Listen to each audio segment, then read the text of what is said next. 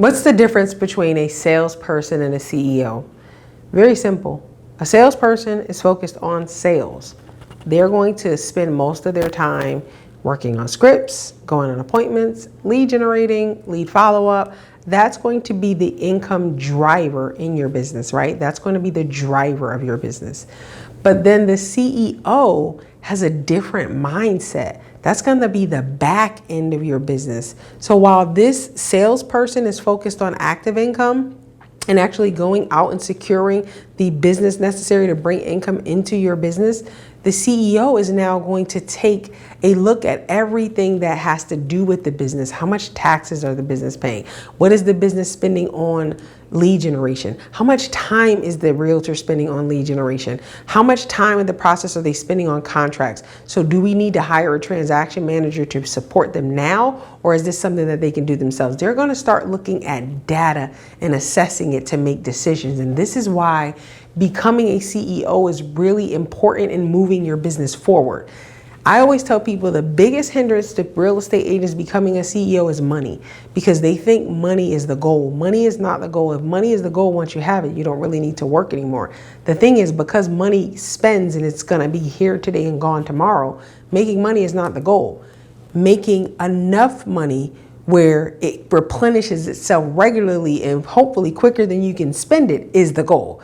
That's what a CEO does. A CEO is looking at the company as a whole and saying, okay, I see we know how to make money. How do we take those efforts, that data, that insight, all the things that we're doing to make money? How do we scale it, and how do we automate it, and how do we make it happen every single freaking solitary day, week, month, year, so that we can have a lifespan of income, a lifespan of revenue and potential. And then what happens is, as you continue growing in your leadership and capacity as a CEO, you'll eventually pull yourself out of the business to where the business is doing all of this stuff without you actually having to touch it.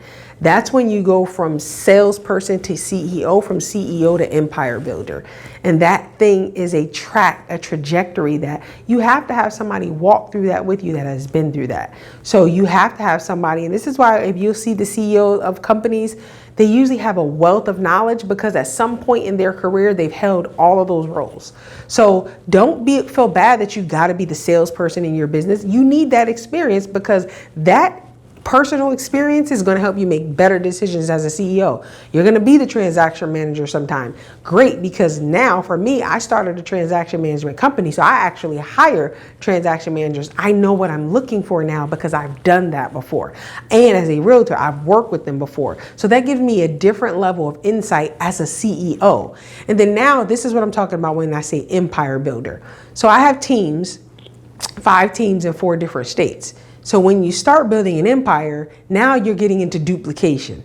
And in KW, this is why I'm here. They have models and systems for all of this expansion and everything else. It's that what you're doing is so great, working so well, that now you're going to do the same thing in another state, and you're going to do the same thing in another state, and now you're going to do the same thing in another state. So now you have just quadrupled your income doing what you already do, but expanding and growing from a salesperson to a CEO, from a CEO to an empire builder. I don't know about you, but I got into this business. I thought I wanted to be a realtor. I realize now that God led me here because I'm supposed to build an empire. And I'm realizing that there are a lot of people that are connected to me that I know God's called to do the same thing. And I know that I have the insight, the experience, and the ability to help you guys capitalize on that. And that's why we created the one-on-one coaching program and the group coaching platform. And you're going to get a ton of free resources from me. So every time I learn new hacks, I'm going to share it with my coaching community. I'm going to give you guys, when we're teaching and when we're doing one-on-ones, I'm going to give you everything I got. I'm not going to hold back. I'm share all the resources with you, all the tips, tools, tricks. And I invite you really now to really just start looking at your business goals and deciding, do you want to be a salesperson forever? Because here's the problem with being a salesperson forever. It's active. What happens if something happens to you, right? So I have a mortgage company and a title company, right? So If something happens to me, I can hire somebody to be the CEO of a title company. They can take it and I can collect my residuals. I don't have to be actively involved in that. In fact, I'm not actively involved in that. I don't know anything about title other than that I need them to work with sellers. I have people that I employ that know things about title. See, when you start looking at yourself as a CEO, you're not automatically thinking that everything has to be done by you. I only have a few things that I'm focused on every day. Everything else is somebody else's job. And I had to learn that over time, because when I first got into business, the first limiting belief I had to deal with was the fact that I needed it done right, it had to be done by me.